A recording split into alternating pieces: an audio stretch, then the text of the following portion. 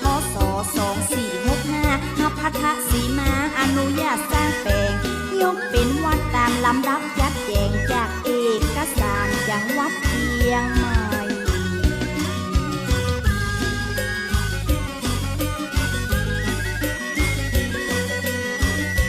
เจ้าอาวาสรูปปัจจุบันท่านมหาชนขอยกมือไหวท่านมาอยู่วัดใจใส่เมื่อวันที่24ตุลาเอาศาสนามาเป็นที่พึ่ง2541รวม23วาสาเป็นตู้เจ้านักพัฒนาคณะศรัทธายกย่อง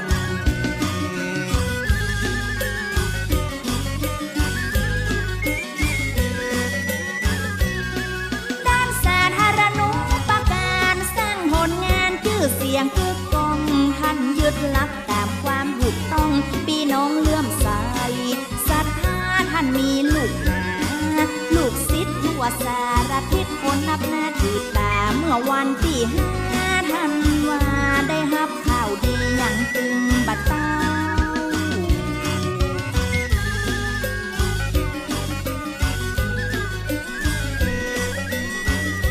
ท่านได้เลื่อนสามนาศักดิ์พระผู้สัญญบัตรในปี59บุญบารมีอย่างเติมบัดเต้ากับพระราชทินศรัทธายกย่องเชิดชูเจือหันพระครูพระอีสานสู้ตาก่อนที่นี้งดงามรับระลึกถึงความตายสบายดีนักมันหักลักหักหลงในสงสารบรรเทามืดโมหันอันธการทำให้หัดหายสะดุ้งไม่ยุ่งใจขอยกมือ10 นิ้วกราบนอบน้อมบันตาน้อมระลึกถึง อย่างพระอรหันตสัมมาสัมพุทธเจ้าผู้แสวงหาซึ่งประโยชน์นั้นยิ่งใหญ่ขอนอบน้อมอย่างพระธรรมคำสอนของในศาสนานี้ที่องค์สมเด็จพระสัมมาสัมพุทธเจ้าได้ตรัสแสดงไว้ดีแล้วขอนอบน้อมอย่างพระสงฆ์สาวกหมู่ใหญ่ผู้มีทิฏฐิหมดจดและงดงามโดยเสียงก้าวของข้าพเจ้าและขอถวายความเคารพนอบน้อมเวสามายังครูบาอาจารย์พระเถรานุเถระพระภิกษุสงฆ์สมณเณรพระสังฆาธิการสงฆ์สมณศักดิ์บัณฑิตนักปราชญ์ท่านผู้มีความรู้ทุกรูปทุกตนทุกองค์ที่ได้เปิดรับฟังอยู่ณขณะนี้โดยความเคารพ และขอเจริญสุขสวัสดีแม่ยามพ่อออกแม่ออกศรัทธาชมพ่อชมแม่พ่อหมอนแม่หมอนพ่ออุ้ยแม่อุ้ยปีป้าน้าอาท่านผู้ฟังผู้มีบุญทุกท่านที่ติดตามรับฟังธรรมะอย่างแรงทางสถานีวิทยุพระพุทธศาสนาเพื่อการศึกษาพระพุทธศาสนาและวัฒนธรรม104.5 เมกะเฮิรตซ์โดยการส่งลิงก์สัญญาณไปณสถานที่ตั้งสถานีวิทยุคือวัดฝายหินตำบลสุเทพอำเภอเมืองจังหวัดเชียงใหม่โดยความเมตตาธรรมของท่านอาจารย์พระครูสมุวิสุวัตรวรกิจโจเจ้าผู้อำนวยการสถานีวิทยุเจ้าอาวาสวัดฝายหินมาณโอกาสนี้ผู้เปลี่ยนล้นไปด้วยความเมตตาขอถวายความเคารพมาณโอกาสนี้ตลอดจนถึงขึ้นธรรมะสีขาวชาวประชาที่ใต้ก็ลิงก์และส่งสัญญาณไปตัวก็ขออนุโมทนาตัวโยมพ่อโยมแม่วันนี้ก็มาก่อนเวลาเหมือนตะคืนวันนี้เราก็มาชูกันจะยาวจนถึง6 โมงแรงโดยประมาณศรัทธาญาติโยมทั้งหลายวันนี้ก่อนที่เราจะเข้าสู่เนื้อหา ธรรมะนั้นตัวเจ้าก็จะได้อู้จ๋าสถายจะโจมวันนี้เราจะมาอู้ประวัติเมืองเชียงใหม่ของเรา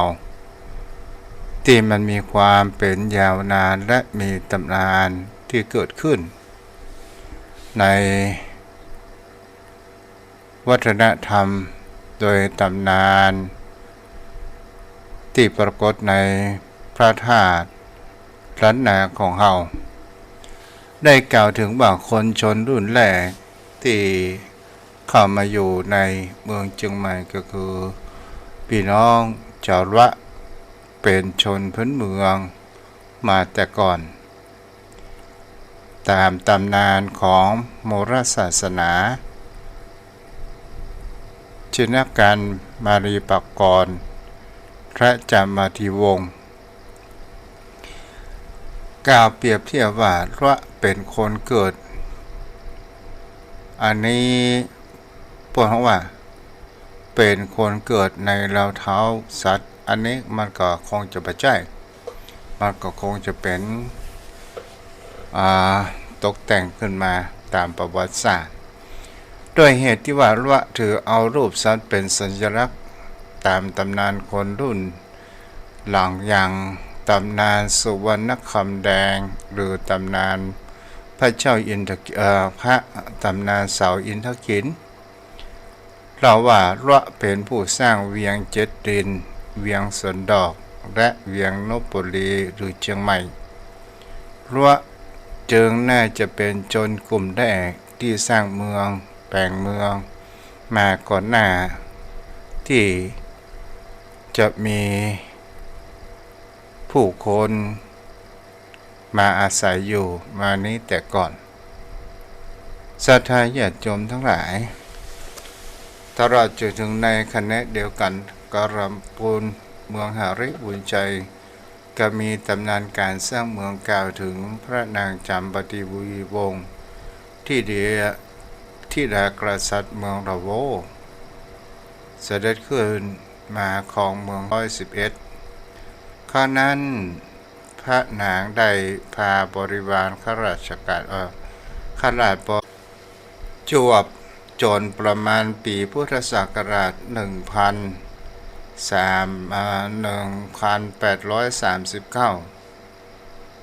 พญามังลายผู้มีสืบสายมาจากปู่เจ้าลาวจกหรือลาวลวจักรราชเป็นกษัตริย์แห่งราชวงศ์ลาวครองเมืองเงินยางซึ่งได้แผ่อำนาจครอบคลุมรุ่มแม่น้ำกกและได้สร้างเวียงเชียงรายหรือว่าเวียงเชียงไฮ้ซึ่งขึ้นมาเป็นบัญชาการช่องสมุนซ่องสุมไผ่โพนเพื่อจะยึดครองหฤบุญชัยเนื่องจากหฤบุญชัยนั้นเป็นเมืองศูนย์กลางแห่งความเจริญจุมทางการค้าขายพญาเมืองลายนั้นก็ยึดครองหฤบุญชัยแล้วประทับอยู่2 ปีก็ทรงได้สร้างแปลงเวียงกุมกามเมื่อพุทธศักราช1837ก่อนแล้วก็ย้ายมาสร้างเวียงเชียงใหม่ในปีพุทธศักราช1839โดยสร้างร่วมกันกับสหายพญางำเมืองและพ่อขุนรามคำแหงและร่วมสถาปนาเป็นนพบุรีศรีนครพิงค์เชียงใหม่ขึ้นมาแต่เล่าถึงว่าพญาเมืองลายนั้นได้พัฒนาเมืองเชียงใหม่ทั้งในการก่อสร้างวัดวาอารามมีการตรวจกฎหมายที่เรียกว่ามองรายศาสตร์รวมถึงเอาพระพุทธศาสนานิกายรังกาวงเข้ามาเผยแผ่ในอาณาจักร ซึ่งทำให้พระภิกษุสงฆ์ในล้านนามีความสนใจศึกษาพระพุทธศาสนาเป็นอย่างมากสมัยพระเจ้าติโรกราชกษัตริย์องค์ที่9อาณาจักรล้านนาได้ขยายออกไปแห่งอย่างกว้างขวางพร้อมกับได้ผูกพันธไมตรีกับสมเด็จพระบรมไตรโลกนาถแห่งกรุงศรีอยุธยาซึ่งสมัยของพระเจ้าติโรกราชนี้ได้ทำสังคายนาพระไตรปิฎกเกิดขึ้นในประเทศไทยเป็นครั้งแรกที่วัดเจจอดศรัทธาญาติโยมทั้งหลายอันนี้ก็คือเป็นประวัติศาสตร์อาณาจักรล้านนาเริ่มที่จะเสื่อมลงก็คือปลายสมัยพญาเมืองแก้วเนื่องจากการทำสงครามกับเชียงตุงยอปนว่าพ่ายแพ้เสียชีวิตไผ่พลเป็นอันมากประกอบเกิดแห่งกว่าอุทกภัยกระทบถึงความมั่นคงของอาณาจักรในการปกครองเริ่มตีตัวออกห่างเมื่อพุทธศักราช 2101 ในสมัยมหาเทวีจิรประภากษัตริย์องค์ที่ 15กำลังของเขานั้นก็อ่อนลงไม่สามารถที่จะสู้รบกับกองทัพพม่านั้นได้ตีเมืองเชียงใหม่เพียงแค่3 วันก็เสียเมืองและตกกลายเป็นเมืองประเทศราชของพม่ายาวนานถึง216 ปีศรัทธาญาติโยมในสิ่งที่เฮานี้ก็คือเฮาลองพอเป็นสัจธรรมมีขึ้นมันก็ต้องมีลงมีเกิดก็จะต้องมีตายต่อมาปีพุทธศักราช 2317 พญาจาบ้านและพระเจ้ากาวิระได้ร่วมกันต่อต้านพม่าและอัญเชิญสมเด็จพระเจ้าตากสินมหาราชแห่งกรุงธนบุรียกทัพขับไล่พม่าพ่ายแพ้ต่อมาในสมเด็จพระพุทธยอดฟ้าจุฬาโลกได้ทรงแต่งตั้งพระเจ้ากาวิระขึ้นเป็นครองเมืองในฐานะเมืองประเทศราชพระเจ้ากาวิระได้ฟื้นฟูเมืองเชียงใหม่จนถึงอาณาเขตกว้างขวางและการค้าขายรุ่งเรืองขณะเดียวกันนั้นก็จัดส่งบรรณาการสวยสิ่งของและอื่นๆให้กับกรุงรัตนโกสินทร์ยังมีอำนาจในการแต่งตั้งและขุนนางระดับสูงร่วมมาถึงสมัยรัชกาลที่ 5โดยอิทธิพลตะวันตกแผ่เข้ามาในเมืองไทยมีการปฏิรูปการปกครองโดยการผนวกดินแดนล้านนาเข้ามาเป็นมณฑลพยัคฆ์แต่ก็ยังเป็นเมืองประเทศสราชในอาณาราชอาณาจักรสยามตรงกับสมัยของพระเจ้าอินทวิชัยนนท์ในรัชกาลที่ 5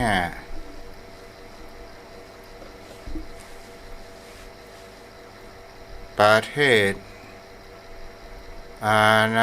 เมืองประเทศสราชในอาณาของอาณาจักรสยามในพญาเจ้าเมืองเชียงใหม่ก็คือพระเจ้าอินทวิชานนท์เนาะ ได้มีบุตรธิดาก็คือดารารัศมีซึ่งเป็นธิดาของผู้ของนครเชียงใหม่ได้ราชการที่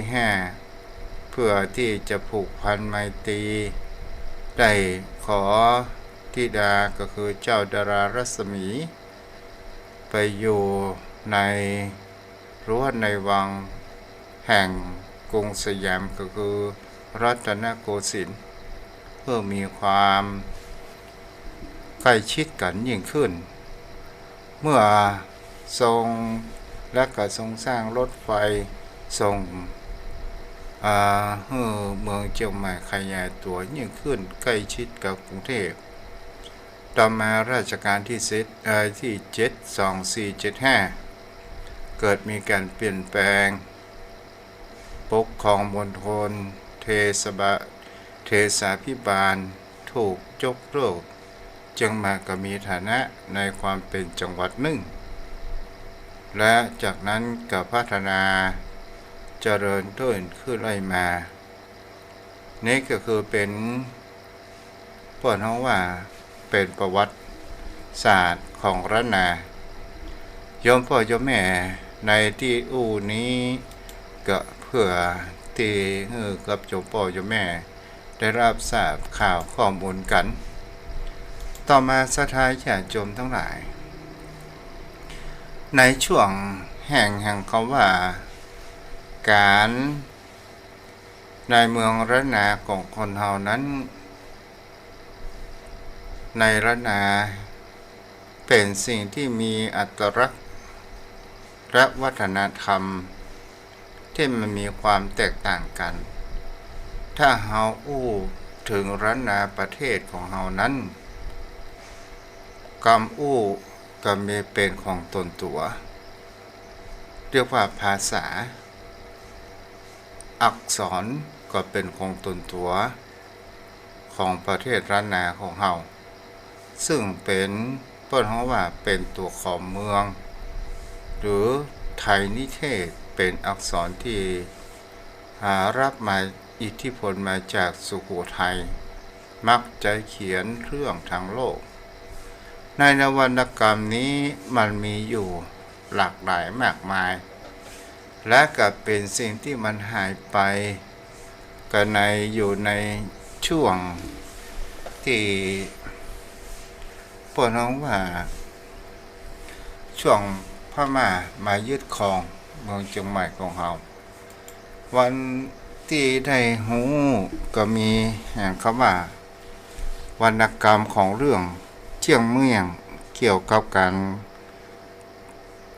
คบขันเกี่ยวกับเรื่อง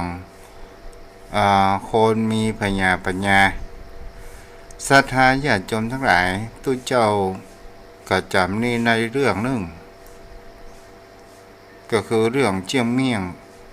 เฮาก็ว่าเรื่องนี้มันเกิดขึ้นจริงปะใช่เป็นวรรณกรรมที่ได้ผูกกันมามันก็จะต้องมีผู้สนทนาก่อให้เกิดอรรถรสแหมน้อยนึง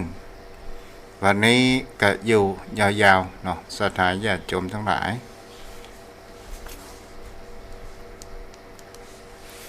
อยู่กันยาวๆเพราะนานก็คงจะอยู่เนาะ เรื่องเชียงเมียงนี้มันมีจุว่าเชียงเมียงกับพญาเจ้าเมืองศรัทธาญาติโยมทั้งหลายขอรับคนนานมาแล้วเนาะกราบแสบใจไว้สาเมตตาบารมีธรรมท่านพระคุณเจ้าด้วยความเคารพอย่างสูงยิ่งครับกราบไหว้สาครับวันนี้จะเกี่ยวกับวรรณกรรมของล้านนาของเฮาวันนี้จะเรื่องเชียงเมียงเนี่ยพวกนั้นมันมีอยู่3เรื่องเหรอท่านพระคุณเจ้ามันมีเจียงเมียงค่ำเจ้าพญากะตามป่าค่ำตุล่าอย่างก็บะแจ๊ะอีกอะบะแจ๊ะมันเป็นเรื่องราววรรณกรรมของล้านนาของเฮานะครับเจ้ามันแต่งเป็นอย่างก็เป็นปุคราอธิษฐานไปตัวเนาะใช่แม่นแล้วครับก็ตั้งเก้าหัวทีเริ่มต้นหัวทีมันเป็นการผูกอาฆาตจองเวรกันแล้วมันก็เลยแต่งเรื่องนี้ขึ้นมาท่านพระคุณเจ้าเอาเพื่อนเอาเก้าเหตุกันมาก่อนเนาะเก้าเหตุมันนี่คือว่ามันมีเจ้าบ้านมันมีเจ้าบ้านมันจะอยู่สมัยในห้องของเก่าของเดิมก็คือจะไปตานก๋วยแต่แค่ข้ามน้ำไป ก็ไปบัดได้ได้จะเนี่ยอย่าใดไหนเนาะไปบัดได้โอ้แล้วทีนี้ก็รอเวลามันจะจวนเพนทุกเจ้าละก็เลยหันเจ้าพญาก่อน เจ้าพญาก็ขี่เรือมาแล้วก็คนเฒ่าคนนี้นะคนเฒ่าก็ขอไปโตยคนเฒ่าไม่ยิงว่าขอไปโตยเจ้าพญาก็ว่าโธ่ไปได้อย่างใดอันนี้ตัวเป็นคนธรรมดาเฮานี่มันเป็นเจ้าพญาขี่เรือลำเดียวกันมาได้คนเฒ่าก็ผูกอาฆาตว่าเกิดมาแหมจ้านนี่ขอได้มาแก้แค้นกับเจ้าพญานี่นะแล้วก็เกิดมาก็มาเป็นอันเกี้ยงเมียงค่ำเจ้าพญาแล้วมาแหมก็มาหากระตำตุสุมาตุเจ้าขี่เรือแล้วก็จะข้ามไปคนเฒ่าคนนี้ก็ว่าขอไปด้วยคนนะขอไปด้วยคนตุเจ้าว่าโหบ่ได้อย่าได้ไปขี่เรือลำเดียวกันบ่ได้เฮาเป็นตุเจ้าล้านไม่ออกเนี่ยเป็นไม่ยิงไม่ออกก็เลยอาฆาตว่าเกิดมาจากใดนะขอได้มาแก้แค้นกับตุเจ้าในกรรมก็เลยมาเกิดเป็นกระตำป่ามาขับตุและแถมเตื้อก็เป็นชนเผ่ามันเป็นเผ่าบะแจ๊ะอีกอะบะแจ๊ะก็มาเหมาะขี้เหือมาให้เหมาะแล้วก็คนเฒ่าคนนี้ก็ขอไปโอ้พวกคนแจ๊ะนี่ก็เป็นชนเผ่าโอ้เฮาซ้อมบ่หลายเฮือเฮามันล้านน้อยเฮาขี่ได้คนเลวอีหรอคนเฒ่านี่ก็อาฆาตจองเบนว่าเกิดมาจากใดของมาได้ค่ำได้เขมกำเตยเกิดมาเนี่ยมันมาเกิดมาเป็นคนแล้วก็จำชื่อไปได้แล้วก็ชนเผ่านี่ชื่อไปแจ๊ะอีน่ะก็ได้มาค่ำกันในจัดนี้ครับแล้วก็คนเฒ่านั่นก็เลยไปได้ไปตามอย่างสักอย่างเพราะว่ามาจวดเวลาเปิ้นหมดอ่ะเพราะว่าเปิ้นเลยเพนเลยอย่างมันก็เลยเป็นนิทานพื้นบ้านเนี่ยว่ากระตามป่าข้ามตุแล้วก็เจียงเมียงค่ำเจ้าพญามันจะมีต่อหนึ่งที่ว่าเจียงเมียงค่ำเจ้าพญาก็คือเจ้าพญาเนี่ย ไปเจียงเมียงบอกว่าโอ้เจ้าพญาเกิดมาหามจ่าแล้วไม่ได้มาข้ามกันเจ้าพญาเฮานี่นะจะไผ่ก็จ้างเตอะถ้ามาเฮานะจะต้องได้ไหวเฮาโมดพญาเจ้าเมืองบ่เชื่อว่าเข้าไปไหวได้อย่างใดเฮาเป็นพญาเจ้าเมืองเฮาบ่ได้ไหวไผ่โหบ่เชื่อก็ถ้าเข้ามาเฮาเนี่ยต้องได้ไหวก็ได้ไหวเพราะว่าเจียงเมียงเนี่ยปักต้นพระป่าไว้หนกลางยาวตั้งแต่ประตูเมืองไว้ถึงป่าที่เจียงเมียงอยู่แล้วก็แปลงข้ามขัวตัวเข้าไปหาเจียงเมียงเอาเจ้าพญาก็หันเปิ้นตั้งต้นก็เลยมาปักต้นก็ยกมือไหว้เดินไปหาก็ปักเปิ้นปักต้นคาไว้ก็ได้ยกมือไหว้เดินไปแห่งก็ยกมือไว้นี่ไปข้ามขัวข้ามขัวนะมันเป็นขัวอันเดียวที่เจียงเมี่ยงแต่งนะเจ้าพญาข้ามขัวก็เลยต้องเงยตัวเป็นตีนเป็นมือกวกจูจีเพราะว่ากลัวจะตกหัวที่เจียงเมี่ยงมันได้บอกว่าถ้าไผ่มาเฮาเนี่ยจะต้องได้ไหวกูโขนนะก็คือว่าไปข้ามเจ้าพญาว่าปักต้นพระป่าไว้แล้วก็ตามป่าข้ามตู้นี่มันก็มีหลายเรื่องหลายตอนท่านเจ้าเดี๋ยวกันเด้อมันนะไหว้ศาลเจ้าบ่ต้องไปข้ามเดี๋ยวเขาจะพูดเรื่องเจียงเมียงก่อนเด้ออันนี้ก็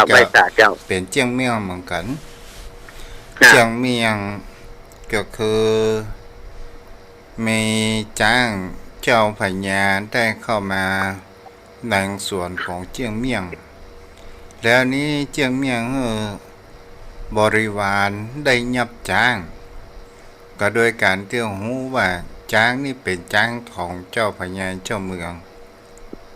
เมื่อรู้ว่าเป็นพญาจ้างพญาเจ้าเมืองก็เลยได้ใจจ้างนี่รับจ้างหลักซุ้งหลักไม้ต่างๆนานาเกิดขึ้น พอเวลานานผ่านไปกรรมนี้ก็พญาเจ้าเมืองก็ฮื้อทหารนั้น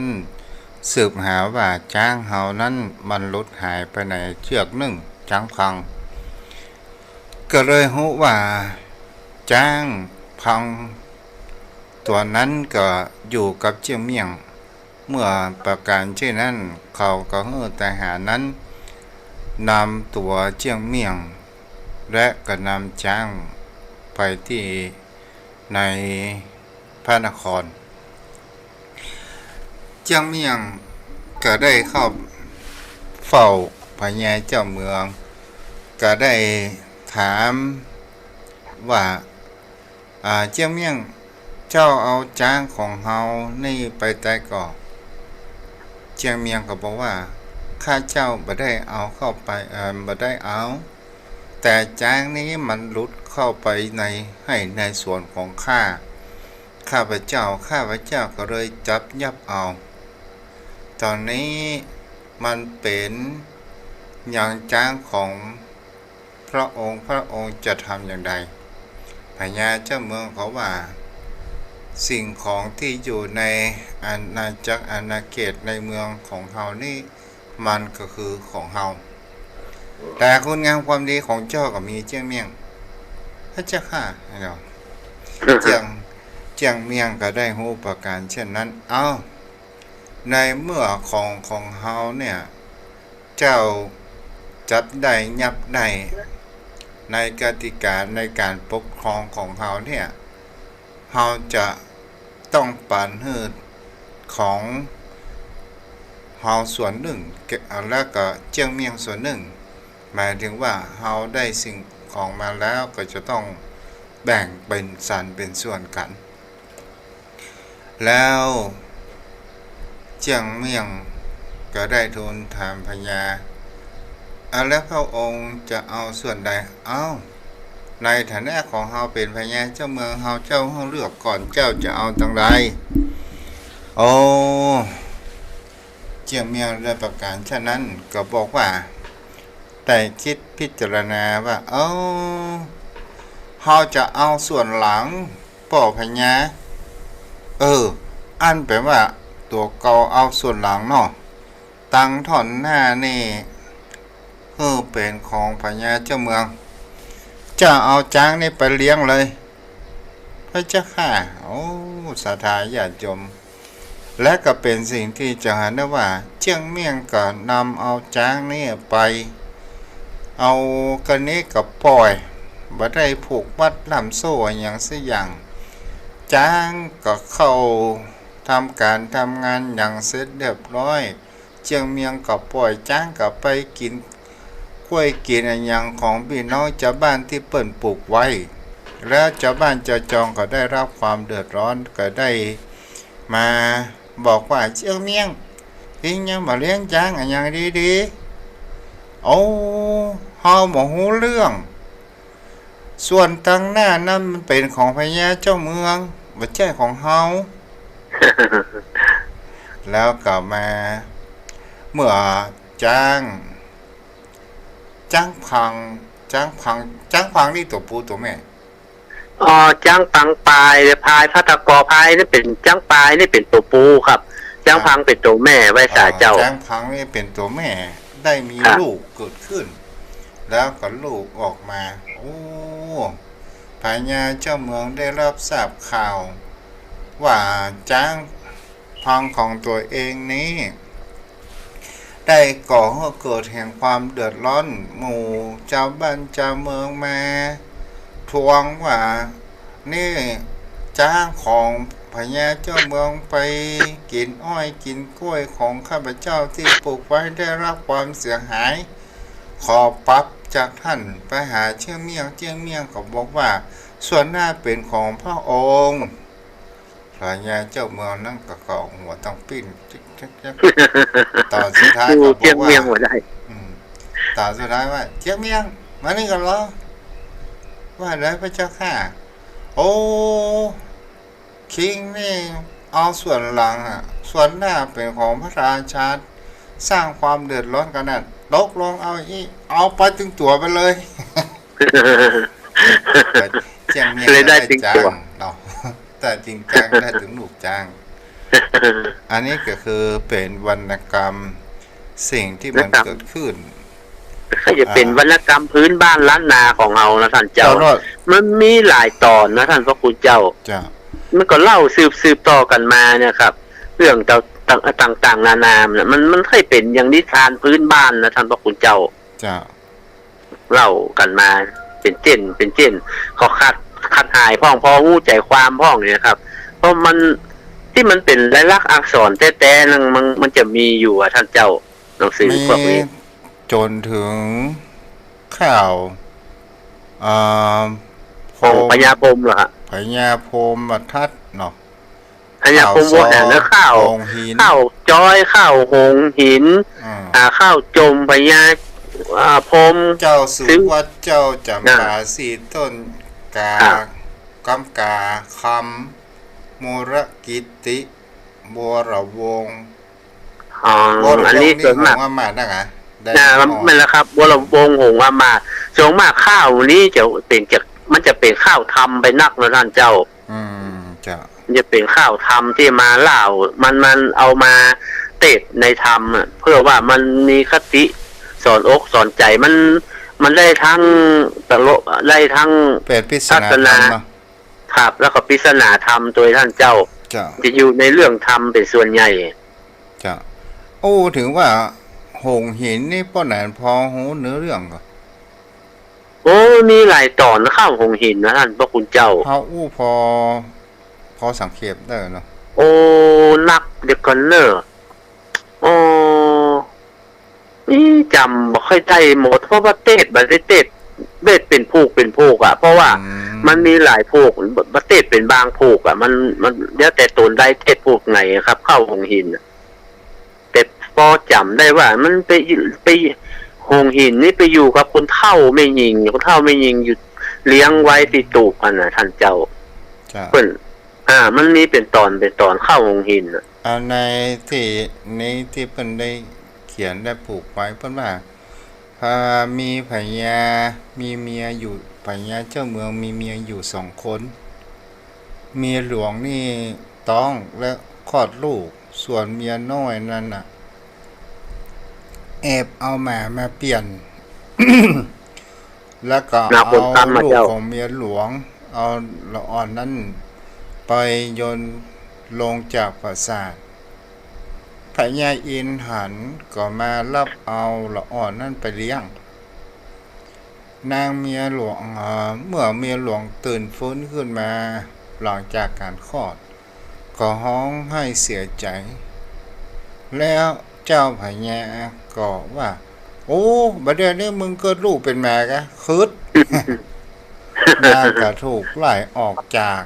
บ้านจากเมืองไปอยู่กับ2 ตายายเรื่องนี้มันก็เหมือนสังทองกันเนาะ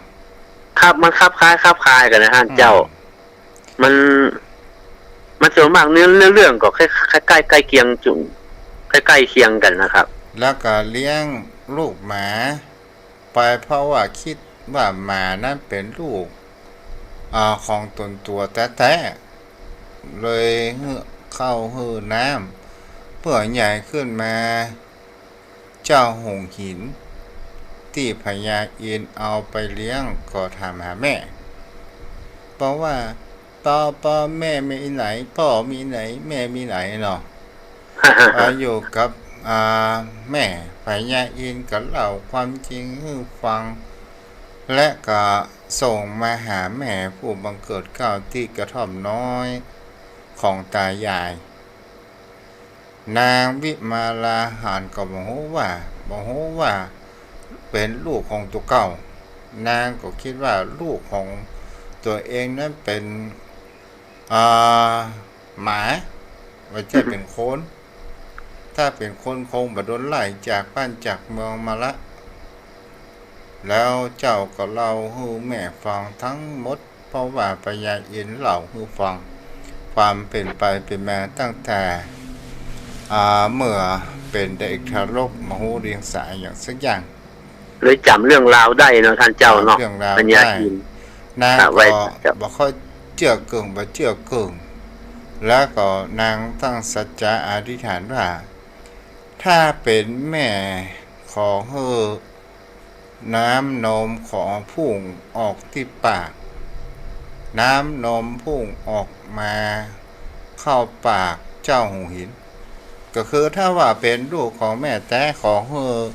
น้ำนมของแม่นี่เฮอปุ่งออกมาเข้าที่ปากเจ้าหงหินนางวิมาลา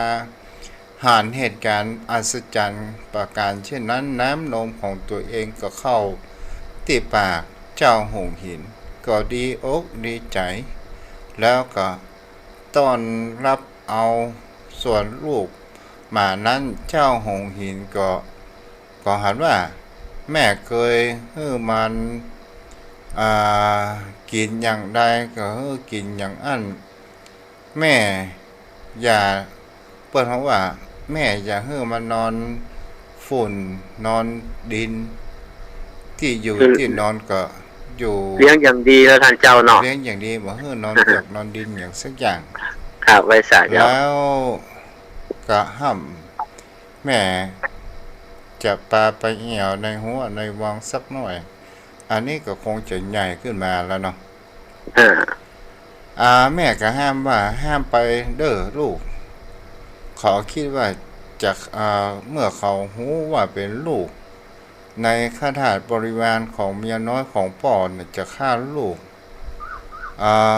เพราะว่าเขาจะฆ่าลูกตั้งแต่อยู่ในท้องละบังเอิญเตชะบุญลูกมีบุญญาปรมีที่พญาอินทร์มาห้ามเอาอยู่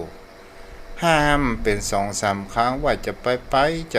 เขาจะฆ่าลูกเขาจะฆ่าลูกอยู่กับแม่เนี่ยโอ้เปิดห้องว่าโดยการที่บอกกลัวไอ้หยังบอกกลัวตายแล้วมีดาบสรีกันใจอยู่กับหงหินอันนี้พญาอินทร์ฮะพญาอินทร์เขาจะมอบให้ท่านพระคุณเจ้าเพื่อเป็นอาวุธติดมือท่านเจ้าทีนี้เจ้าหงหินก็ไปในเมืองแล้วก็เจอคนรุ่นเดียวกัน6 คนเล่นกันบันนินคำก็เข้าไปดูค่อยเล่นแต่ว่ามีแต่มามีเหมือนคนอื่นวันข้ามาหาว่าแม่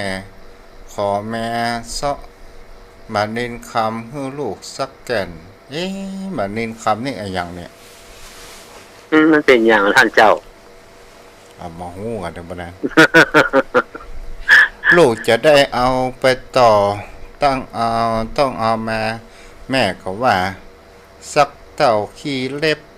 จักมาใหม่จำสายคอคำแดงยังห้ามบ่ได้อันนี้มันจะเป็นข้าวไปแล้วเนาะมันจะเป็นข้าวเวลาท่านพระคุณเจ้าก็คือมันก็อยู่ในสำนวนข้าวท่านเจ้านางวิมาลาอันมันเปิ้นตอนที่อยู่ตัวตายายเนี่ยเปิ้นแกงบ่ฟักกับท่านเจ้าแกงแกะบ่ฟักแกงเป็นรูปต่างๆที่เรื่องราวของหงหินมันยามน้อยๆคือแกงคือกินนี่กับท่านเจ้าแล้วก็โมโหเด้ออันนี้มันบ่ได้ขยายนะครับคือมันคือแกงบ่ฟักคือหงหินนี่แล้วก็แกะเป็นรูปเมื่อชีวิตน้อยๆของหงหินที่พญาอินทร์เล่าให้ฟังน่ะก็เลยรู้ได้ว่านางวิมาลาเนี่ยเป็นแม่แต่ของเจ้าหงหินได้ทานกินแกงบ่ฟักแล้วก็เป็นรูปที่นางวิมาลาแกะเป็นชีวประวัติตอนน้อยๆได้พัดได้ภาคอย่างใดมาไปอยู่ที่ห้านที่นี่ครับแล้วก็เลยรู้จำความได้ละก็พอจำได้มันเรื่องราวมันมีหลายตอนท่านเจ้าอยู่ในธรรมมันแล้วแต่ไผ่เทศผูกใดท่านเจ้าก็พอจำเรื่องเจ้าเนื้อความได้พ่องไปได้พ่องเนาะแม่นประมาณเนี่ยท่านพระคุณเจ้ามันก็พูดว่ามันเป็นนิทานพื้นบ้านพื้นถิ่นเนี่ยแล้วก็เล่าเพื่อก็เล่าเอาในธรรมนะเล่าสืบต่อกันอันได้เตะสืบต่อกันมาเอาเก่าเล่าใหม่เล่าเก่ารุ่นไม่รุ่นมานี่ก็ มีพ่องเนี่ยแล้วประเดี๋ยวก็บ่ค่อยมีละ ที่นี่มันเป็นคำเหมือนบทกลคำตอบเปิดห้องว่าอย่างเป็นข้าวกัน เอาเป็นทำนองข้าวนะแล้วมาเต้เป็นธรรมท่านพระคุณเจ้า เขา ได้ทำนอง ก็ ธรรม บ่ฮู้ว่าเป็นลูกเมียหลวงบ่หันสักเตือพญาอินทร์ก็เลี้ยงซ้ำจะเมื่อละแม่ข้าจะกองหาแม่ข้าจะให้ อันนี้มันเป็นคำอู้ก็ว่าเป็นคำก่อน อ๋อเป็นข้าวท่านเจ้า เป็น คือข้าวหงหินนี่นะเปิ้นเอามันมีทั้งข้าวทำและข้าวเรื่องหงหินเนี่ยเขาถ้าว่าเป็นข้าว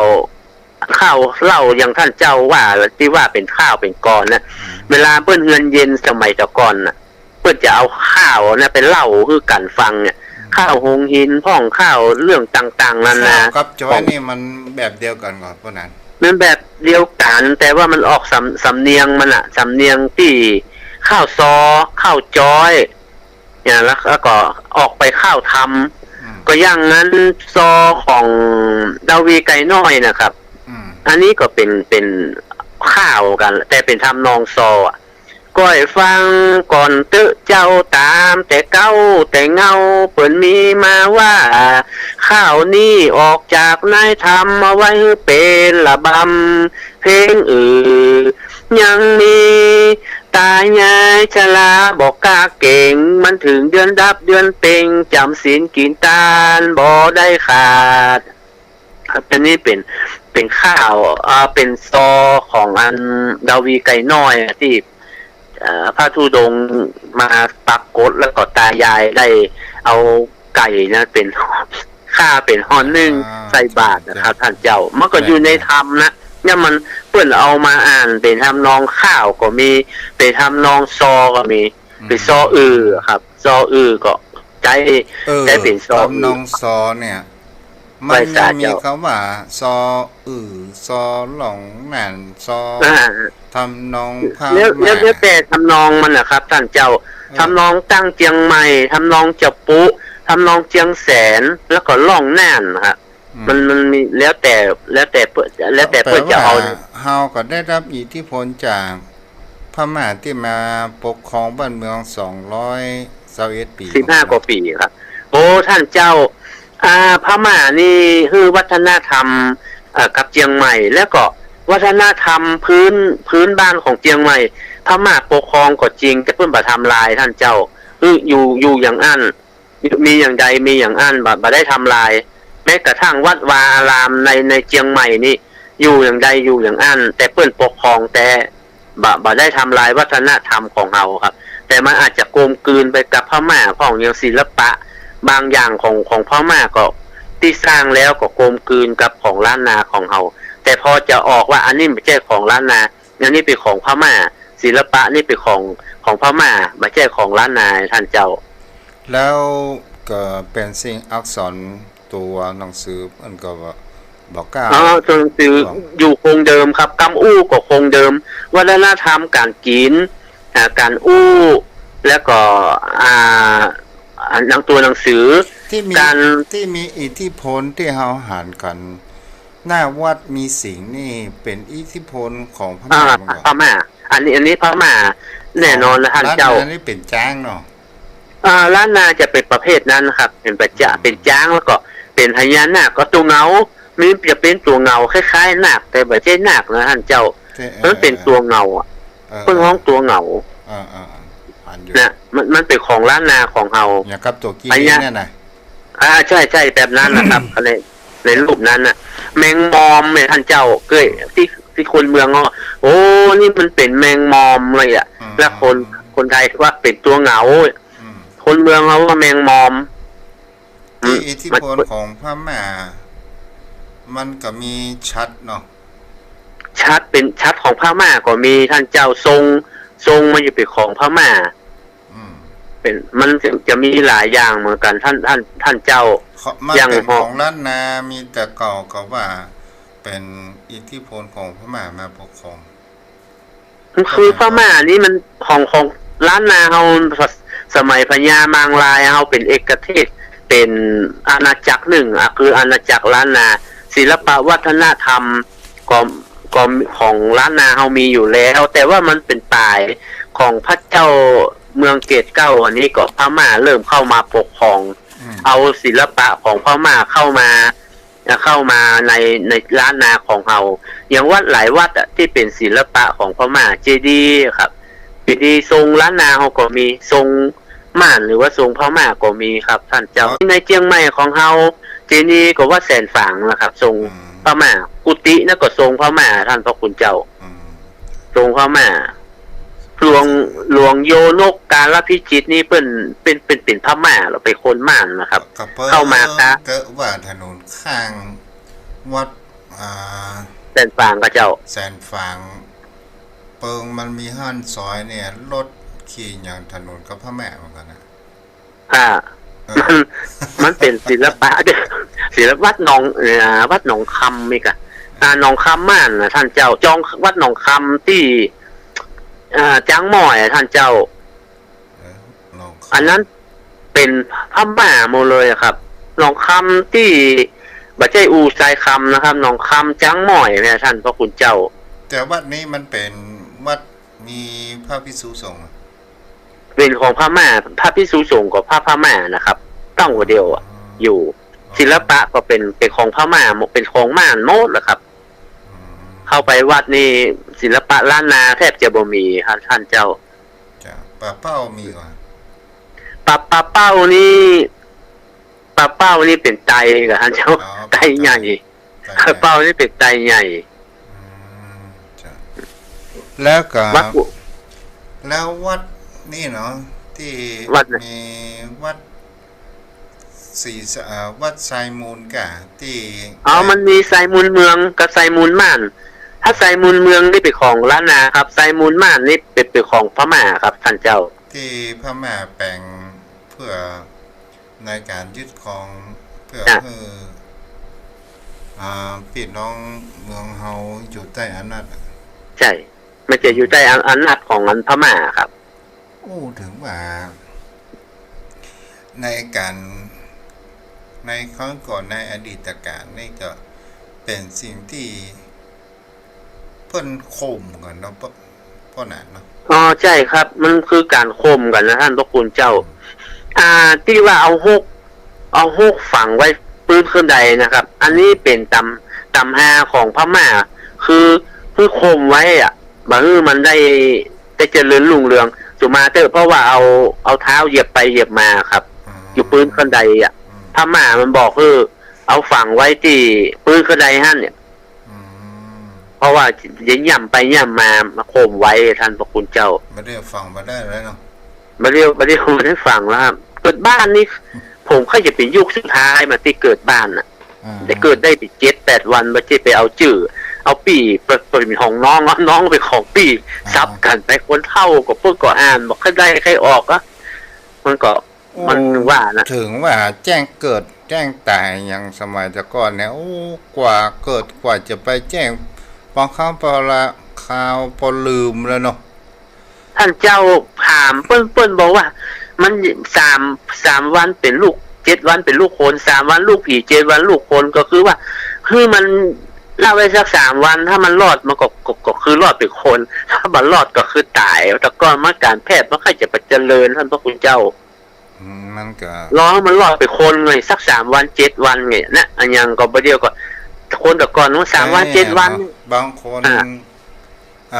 ยังคลอดหรือว่าเกิดออกมาได้พอถึงเดือนบางคนก็ถึงเดือนจะไว้สาเจ้าเป็นอย่างนั้นนะใช่แล้วชื่อก็เขียนบ่ให้ถูกไวยากรณ์ท่านพระคุณเจ้าเพราะคนกำเมืองนี่มันเขียนตามกำอู้ท่านพระคุณเจ้ามันจะบ่ถูกอย่างมันตัวสะกดเนี่ยของอ่านได้พระตัวเมืองเฮานี่ครับมันเขียนมันอ่านเหมือนกันแต่สะกดบ่เหมือนกันก็มีเพิ่นเอาคำอ่านเป็นสิ่งที่ถูกต้องอย่างชื่อคนก็เหมือนกันท่านพระคุณเจ้าถ้าเขียนเป็นตัวเมืองน่ะมันจะบอกให้ถูกไวยากรณ์ภาษาไทยแต่อ่านได้อ่านมันหาถูกอ่านมันหาเหมือนกับภาษาไทยแต่ว่าเวลาเขียนแล้วมันบ่ตรงกันดูไปแล้วในยุคนั้นจะใช้ตัวเมืองกันเป็นส่วนใหญ่เนาะ มัน ครับเพื่อนจะเขียนเป็นใบลานนะท่านพระคุณเจ้าเขียนของผมก็เป็นใบลานนะเป็นใบลานนะแล้วก็เอามาเทียบกับภาษาไทยมันบ่ถูกไวยากรณ์นะเขาจะมันเมื่อเขียนอีก็เอาอย่างอีเต้าไปเดียวอ่ะของผมมันสะกดด้วยยอยักษ์มหากาศนอนหนูต่อเต่าไม่กันลันน่ะมันเพิ่นเขียนอย่างอ่านเพื่อตามตัวเมืองนะท่านพระคุณเจ้า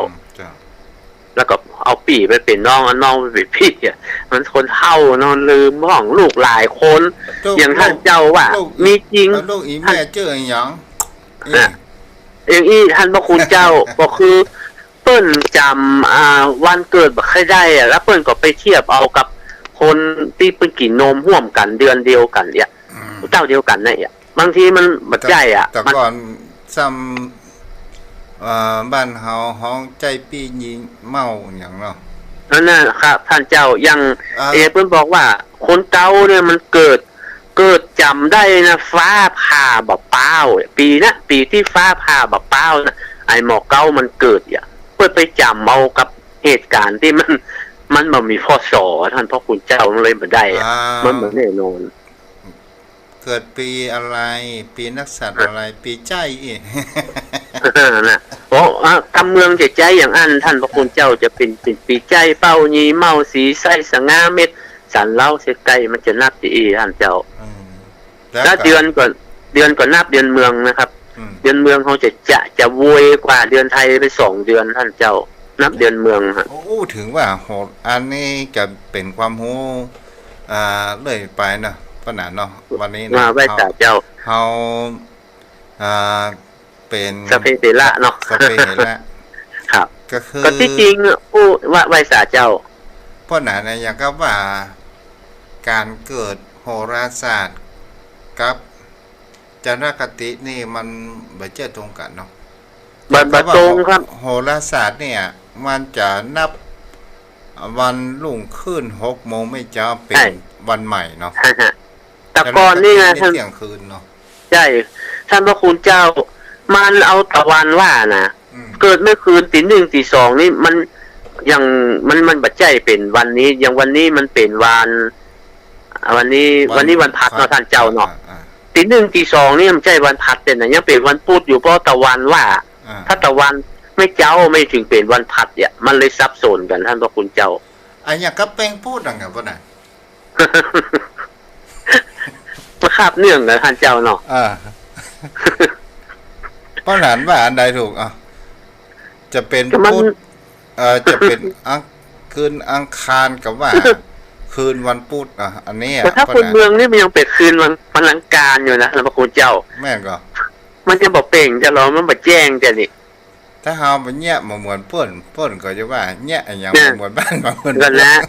แยะอย่างก็บ่เหมือนเปิ้นเนี่ยแล้วการนับนะท่านเจ้าเปิ้นนับวันจันทร์เป็นวัน1นะเปิ้นบ่ใช่ได้นับวันอาทิตย์เป็นวัน1นะเมืองแท้ๆนี่ครับวันจันทร์นี่วัน1อังคารนี่2พุธ3พัด4ศุกร์เสาร์อาทิตย์นี่เป็นวันสุดท้ายเป็นวันทวน7นะท่านพระคุณเจ้าแม่นไปเปิดพอในบัจเจตาใบลานนะครับมันจะเป็นอย่างอันโมนะท่านเจ้าเพื่อเราเอาติดเป็นเอาจันเป็น1นะนับอย่างนั้นมันประเดี๋ยวนี้เอาพระอาทิตย์เป็น1เนาะประเดี๋ยวนี้เพิ่นเอาตามสากลไว้สาเจ้าเพิ่นจะเอาเนี่ยกะอันสุริยคติครับเพิ่นเอาจันทรคตินะทุกเจ้าครูบาผมนะท่านประเดี๋ยวเพิ่นมีเพิ่นก็ได้100 ปลายละเมื่อวานเพิ่นเกิดในยี่เป่งผมก็ว่าหลวงพ่อเกิดมาที่เท่าไหร่ก็เดือนยี่เป่งเนี่ยมันบัดใจตรงนะหลวงพ่อเนี่ยนี่เป่งนี่มันตุลาก็เกี่ยวกับตุลาที่พฤศจิกาบอกว่าข้าเกิดยี่เป่งเนี่ยเพิ่นเอาจันทรคติท่านพระคุณเจ้าบางปีเดือนยี่เป่งมันตรงเดือนตุลาเพิ่นก็ว่าเพิ่นเกิดยี่เป่งเนี่ยวันเกิดเพิ่นผมว่าหลวงพ่อบอกฮู้วันที่กายก็ยี่เป่งอ่ะยี่เป่งฮู้จักยี่เป่งกายอ่ะคือเพิ่นเอาเป็นจันทรคติอ่ะถ้าตัดนี่เป่งปีใดก็มาถึงเพิ่นก็ว่าเพิ่นค่อยรอบถ้าทางการเอาสุริยะเนาะเพิ่นเอาสุริยะนะครับเอาถ้าวันที่1เนี่ยวันนี้วันที่29นะท่านเจ้า29เดือนกุมภาพันธ์เนี่ยมันก็ต้องเป็น29ตลอดว่าเพิ่นบ่เอาจันทรคติล่ะ แฮม5 ค่ำมื้อบ่าวละแฮม5 ค่ำเดือน เดี๋ยวหาอธิบายสุริยคติจันทรคติพ่อไหนอธิบายให้เพิ่นฟัง โอ้ท่านเจ้ามีข้อมูลหนักกว่ากับผมคือสุริยคตินี่เปิ้นเอาตามวันเนาะท่านเจ้าสุริยทินนะครับเอาตามวันของเปิ้นเอาตั้งแต่6 โมงไม่เจ้าไปจนถึง6 โมงแห่งวันหนึ่งอันนี้ถือว่าเป็นสุริยคติแต่ถ้าจันทรคตินี่ก็จะนับเป็นข้างแรมข้างขึ้นข้างแรมของเดือนท่านเจ้าเนี่ยมันเลยแบบตรงกันอ่ะมันบอกให้ตรงกันจันทรคติพวกนั้นน้องโอ้ก็มาถ้าจันทรคตินี่ก็อย่าสมมุติว่ายังบัดเดียวนี่ถ้าเกิดจันทรคติเดือน5บัดเดียวนี่เป็นเดือน5เดือน5แฮมวันนี้4 ค่ำนะ5ค่ะวันพัดศุกร์เสาร์ติด4 ค่ำวันนี้เนาะแฮม4 ค่ำเนี่ยถ้าสมมติว่าแฮม4 ค่ำมันเป็นวันที่29เนาะแต่ปีหน้าเนี่ยเดือน5แฮม4 ค่ำเนี่ยมันบัดใจเป็นวันที่29ละมันจะอาจจะเป็นวันอื่นเนี่ยมันมาเหมือนกับสุริยคติถ้าสุริยคติวันที่29เดือนกุมภาพันธ์2567ปีหน้าก็สมมติว่ามันมี28ก็28กุมภาพันธ์2568มันก็จะเป็นสุริยคติตลอดแต่ว่าถ้าเป็นจันทรคติน่ะ5 แฮม 5 ค่ำถ้าเฮาสรุปง่ายๆก็คือว่าจันทรคตินี่มันเป็นข้างคืนข้างแรมและมันเลื่อนไปตามกาลเวลานับตามกาลเวลาข้างคืนข้างแรมแต่มันอาจจะบัดตรงเดือนบัดตรงวันที่ของสุริยคตินะท่านพระคุณเจ้ามันก็เหมือนกับวันพญาวันกับวันถลึงศพนะไงเนาะครับประมาณนั้นน่ะแต่ว่าอันนั้นเป็นนับเศษของมันที่มันเหลือมันนับไล่ไปแล้วก็เอามารวมกันมันเคลื่อนไปแห่งวันหนึ่งเนี่ยท่านเจ้ามันเลยเคลื่อนไปแต่เฮานี่เอาสากล13สงกรานต์เนี่ยแต่ของเปิ้นบัดใจถ้าเมืองนี่มันจะต้องเป็น14มันเคลื่อนไปแห่งวันเมื่อมันเคลื่อนสงกรานต์14วันเนาก็ต้องเป็น15จาก15แล้วมันก็ต้องเป็นวันเถลิงศพก็ต้องเป็น16วันพญาวันก็เป็น16มันก็เลื่อนไปแห่งเนี่ยท่านพระคุณเจ้าแต่ถ้าเอาต้องการหาข้อสรุปมาได้ว่าจะเลื่อนไป เอาเถลิงศพมันเป็นวันศาสตร์ไทยหรือว่าศาสตร์เมืองนี่กันเนาะครับถ้าท่านเจ้าถ้าไทยนี่ประกอบตามสากลนะ13 14 15แล้วท่านเจ้าแต่ว่าเมืองนี่มันนับจันทรคติมันนับเศษนับอย่างมันจะเคลื่อนไปท่านมันจะบัดตรงท่านเจ้าจะเคลื่อนไปวันหนึ่งแต่เวลาทำราชการมันบัดใจอย่างอันเนาะใช่ครับมันบัดใจอย่างอันน่ะทางการในใจสุริยะเนาะใช่เพราะใจสุริยคติเป็นหลักครับท่านพระคุณเจ้าของเฮานี่ใจอาจารย์ทรคติเป็นหลักใจข้างนี่เนาะขึ้นข้างแรมไว้สาเจ้ากู้ดับกี่ดับกู้เนาะคือนี่เดือนใช่ครับเดือนดับเต็มก็ดับบ่เต็มถ้าเดือนกู้นี่ไม่ดับดับ15แต่ถ้าเดือนกี่ก็จะดับ14ครับแล้วดับโหนคนเฒ่าว่าดับโหนนะเดือนที่ของข้างแรมยังบ่ดับเดือนกู้ดับกี่เดือนที่ของข้างแรมยังบ่ดับเป็นกู้มันหายไปไหนวันเพราะนั้นที่ว่ามันหายเรียกก่อนเน้อท่านพระคุณเจ้ามันลดไปวันไปวันหนึ่งอย่างท่านพระคุณเจ้าเดือนนึงเพราะมันก็จะเกิน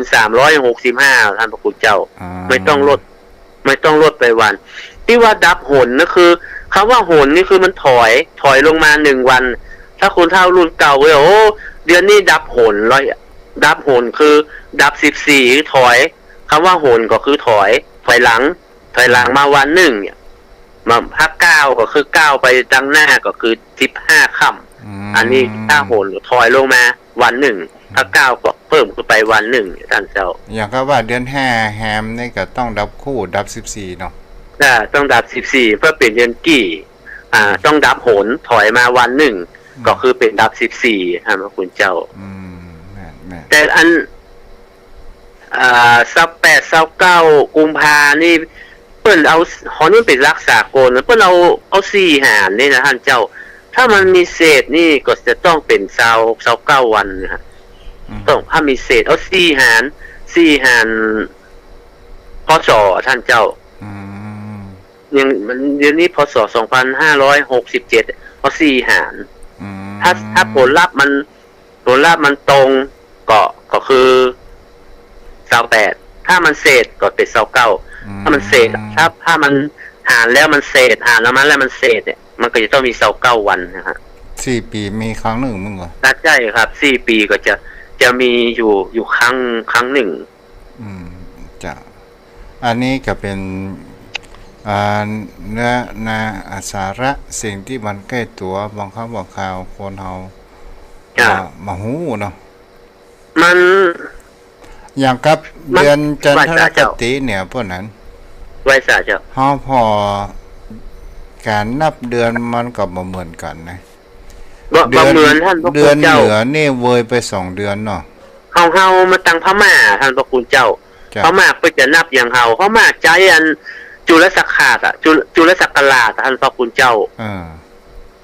จุลศักราชนะต้องเหนือเฮานี่เวลาบันทึกอย่างจะต้องใช้จุลศักราชนะครับเพราะว่ามันอยู่ในอิทธิพลพม่ามาก่อนใช่ครับใจได้รับอิทธิพลจากพม่าทุกอย่างเนี่ยจะมีจุลศักราชด้านจุลศักราชนี่มันจะน้อยกว่าพศไป1181นะท่านพระคุณเจ้าน้อยกว่าพุทธศักราชไป1181ปีเอา1181เข้าไปลบพศมันก็จะเป็นจุลศักราชอันนี้เป็นหลักของมันแต่ถ้าคริสตศักราชมันจะน้อยเหลือพศเฮา345วัน345ไปลบแต่ก่อนนี่ตั้งสยามประเทศก็ตั้งรสมันก็จะไงรสนี่คือรัตนโกสินทร์โศกก็ตั้งแต่ปีที่เพิ่นตั้งกรุงเทพมหานครปี2325เนาะท่านเจ้าเนาะจ้าน่ะเป็นรัตนโกสินทร์1รส1ก็ไล่มาถึงบัดเดียวน่ะตั้งแต่ปี2325มาจนถึงบัดเดียวนะครับมันก็จะเป็นรัตนโกสินทร์ล้านนาของเฮานี่บัดเดียวนี่ได้กี่ร้อยปีแล้วพุ่นนั้นก็1838เปิ้นสร้างพญามังลายสร้างเมืองเชียงใหม่แล้วก็มาถึงบัดเดียวก็700ป่ายเนาะท่านเจ้าเนาะ700กว่าปี100ป่าย730กว่าแล้วครับท่านพระคุณเจ้าคนนี่ตายเกิดหลายท่านเจ้าคิดปิด10เจ็ดคนแล้วก็หาตายเกิดอ่ะมันก็สืบแตนกันมานะมันบอกว่ามันจะมากี่เจนกี่จ่าแล้วท่านเจ้าเนาะมาถึงประเดียวมันก็ในล้านนาของเฮามันก็ชนเผ่ามันก็สูญกันนะท่านเจ้าอย่างที่ท่านเจ้าว่านะมันจะเป็นละเดิมก็ว่าจะเป็นคนเมืองเดิมหรือว่าจะเป็นทางม่านคนพม่าของใจใหญ่ของผสมกันเฮาก็พอบางคราวก็เป็นเฮาลองศึกษาดูเฮาว่าที่พญาเมืองไรมาลูกหลานหลายละมันก็คงจะมีเหลือที่สมสู่กันกับกลายเป็นเผ่าเชื้อของเมืองเชียงใหม่เกิดขึ้นเหมือนกันเนาะครับมันคือไล่นี่มันแบบคือเมื่อไล่แล้วที่เป็นลูกน้องป้องปลายประชาชนนั้นมันมีทางสู้ก็คืออยู่เป็นยอมเป็นทาสของเปิ้นเอียกับท่านเจ้าก็อยู่นี่ก็มันก็จะสมรสสมสู่กันเอากันเป็นคู่ครองกันมันก็ผสมกันไปนะท่านพระคุณเจ้าเพราะว่ามันบัดเจ้ฆ่าล้างเผ่าพันธุ์หรอก ปีจะฆ่าล้างเผ่าพันธุ์มันก็จะมีระดับผู้นำนะก็จะรับพญามันนะก็ที่จะถูกฆ่าในยุคลูกน้อง มันมีค่าที่ค่าเผ่าพันธุ์ อ่ะ มันมีปรากฏที่เมืองพม่าพุทธกา ค่ะอ๋อที่ฆ่าเผ่าพันธุ์นะท่านเจ้า แต่ล้านนาเฮานี่บ่ได้ทราบประวัติว่าฆ่าล้างเผ่าพันธุ์บ่มีเนาะบ่มีก็จะอยู่ด้วยกันไปผสมผสานปนเปกันไปที่น่ากลัวอย่างกับตั้งคอมเมนต์ โอ้อันนั้นคอมเมนต์แดงนั้นอันนั้นแตกอ่ะอันนั้นฆ่าล้างเผ่าพันธุ์แต่นะครับพลพจน์น่ะเจ้านายพลพจน์น่ะโอ้อันนั้นโอ้อันนั้นนี่เป็นฆาตกรโลกแต่นะท่านเจ้าเฮาพอไปแล้วดูก็เหมือนว่าเหมือนพักเหมือนป่าเนาะภาพใจท่านเจ้าสังหารโอ้มันคือบ่มีศีลมันมีธรรมมันมีความเก่งกลัวเนาะโอ้เฮานี่เนี่ยบ่ได้ฆ่าบ่ได้คนเดียวหลอกผู้คนไปที่ถูกสังหารแล้วฆ่าฝังในพม่ามีมเหสีชื่ออย่างเนี้ยในยุคหลังนี่นะโรฮิงญาก็ว่าอย่างท่านเจ้าบ่ใช่ของมเหสีที่ของพม่า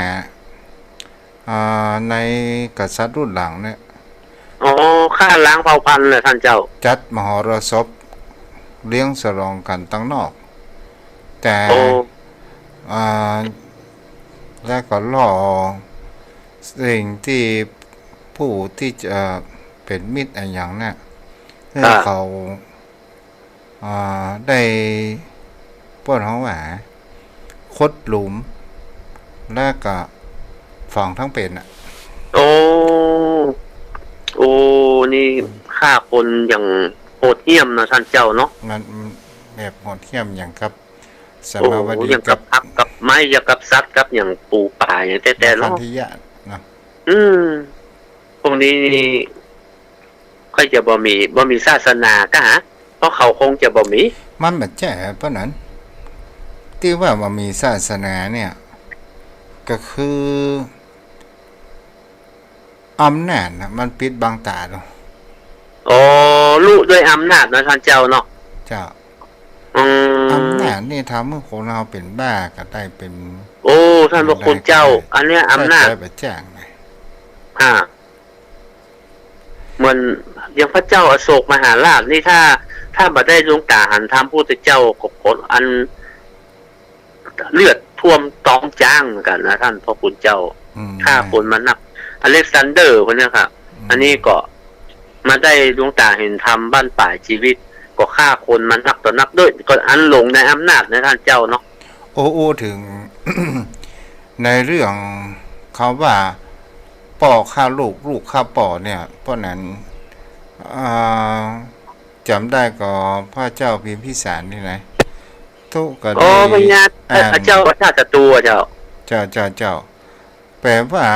พระเจ้าอาชาติศัตรูมีลูกก็ฆ่าพระเจ้าชาติศัตรูเหมือนกันนะเช่นเขาพูดมากันนะเพราะนั้นก็ใช่ครับมันเป็นคำสาปแช่งเนี่ยท่านพระคุณเจ้าที่ได้ฆ่าเจ็ดชั่วคนนะท่านพระคุณเจ้ามันเป็นการสาปแช่งกันมาถ้าลูกเกิดมาก็ต้องฆ่าพ่อมันก็ต่อกันไปครับพระคุณเจ้าอย่างพระเจ้าอาชาติศัตรูนี้ถ้าแบบไปคบพระเทวทัตก็บ่คิดเช่นนั้นนะท่านพระคุณเจ้าอันนี้ถือว่าคบคนชั่วเป็นมิตรนะบางครั้งสิ่งแวดล้อมหรือว่าปู่พ่อกรรมนำพาก็มองงูเหมือนกันนะปะนะมันเป็นเรื่องตอนแรกปู่โรหิตเพิ่นก็ทำนายอยู่แล้วพระเจ้าพิมพิสารรู้แล้วว่าลูกเกิดมาเนี่ยจะเป็นโรคที่ทรพีจะฆ่าและพระเจ้าพิมพิสารทำมาลงไงครับเป็นเช่นนั้นนะท่านเจ้าเหมือนท่านเจ้าได้อธิบายนะครับก็คือปุโรหิตเปิ้นก็ปรากฏเตือนเบื้องต้นแต่ว่าด้วยความฮัก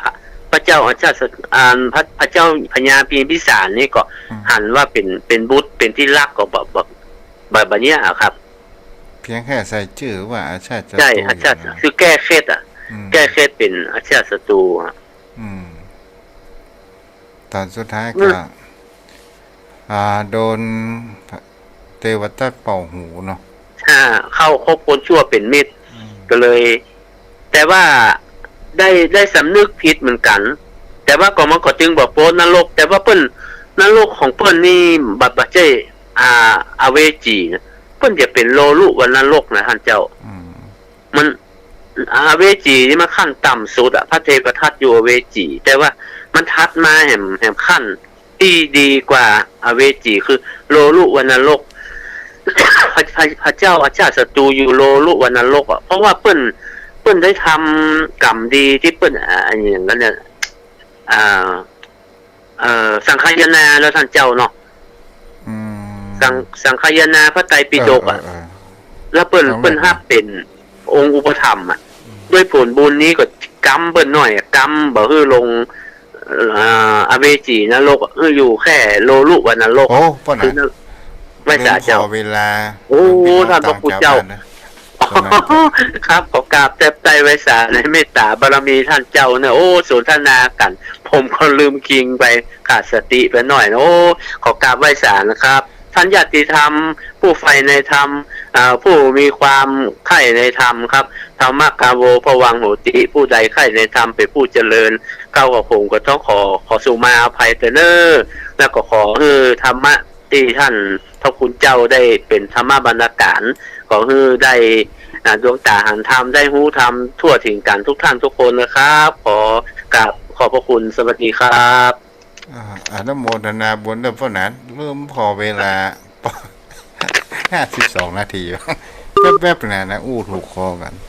เนาะ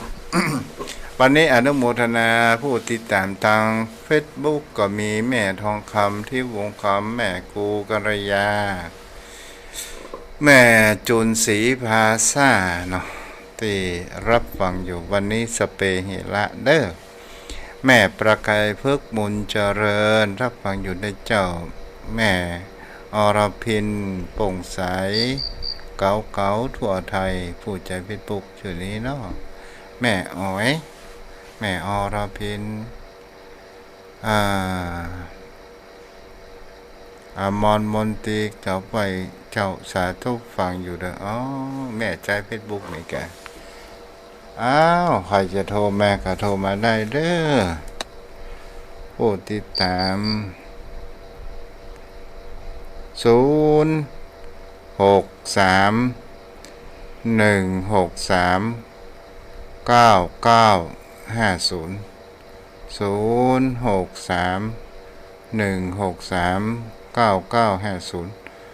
เข้ามาได้เนาะตอนนี้ก็เปิดสัญญาณแล้วเนาะ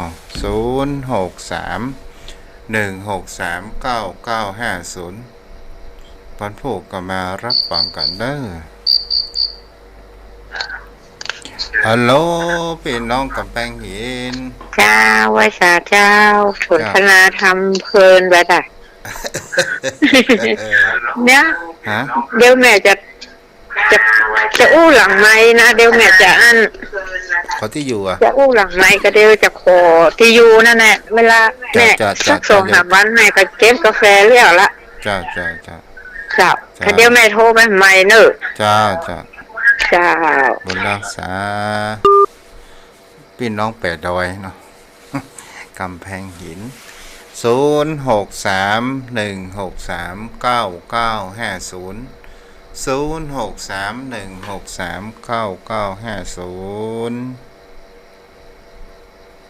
ขออภัยตัวเด้อวันนี้ติดลมไปหน่อย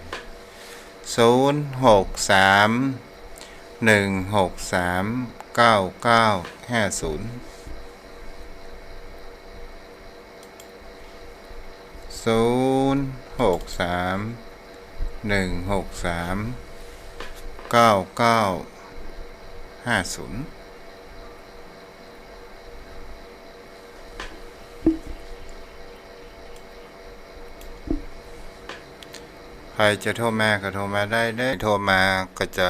คงจะงดไว้ตัวอีเด้อบางครั้งบางคราวทางสถานีมีสปอร์ตรายการประชาสัมพันธ์ก็